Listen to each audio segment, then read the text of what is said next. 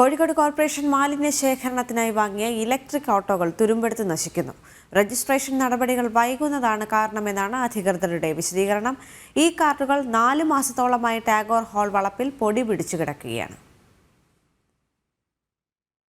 റോഡുകളും പാതയോരങ്ങളും അടിച്ചുവാരുമ്പോൾ കിട്ടുന്ന മാലിന്യം ശേഖരിക്കാനും കൊണ്ടുപോകാനുമാണ് കോർപ്പറേഷൻ ലക്ഷങ്ങൾ മുതൽ മുടക്കി ഈ കാർട്ടുകൾ വാങ്ങിയത്. ഇപ്പോൾ ശുചീകരണ തൊഴിലാളികൾ കൈവണ്ടിയിലാണ് മാലിന്യങ്ങൾ കൊണ്ടുപോകുന്നത്. മാലിന്യ ശേഖരണവും സംസ്കരണവും വേഗത്തിലാക്കാൻ വാങ്ങിയ 60 വാഹനങ്ങളാണ് തുരുമ്പെടുത്ത് നശിക്കുന്നത്. കേരളത്തിന് പുറത്തു നിന്നാണ് വാഹനങ്ങൾ എത്തിച്ചത്. ഓടിക്കാൻ അറിയുന്ന ഡ്രൈവർമാരെ കിട്ടാനില്ല എന്നാണ് അധികൃതർ ആദ്യം പറഞ്ഞിരുന്നത്. രജിസ്ട്രേഷൻ നടപടികൾ പൂർത്തിയായാൽ ഉടൻ നിരത്തിലിറക്കുമെന്നാണ് ഇപ്പോൾ പറയുന്നത്.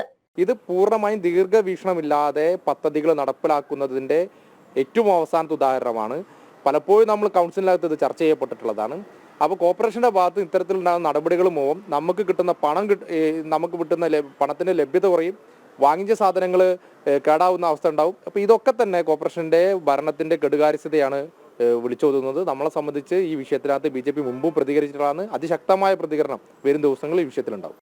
അധികൃതരുടെ അനാസ്ഥയാണ് ലക്ഷങ്ങൾ കൊടുത്തു വാങ്ങിയ വാഹനങ്ങൾ നശിക്കാൻ കാരണമെന്നാണ് വിമർശനം.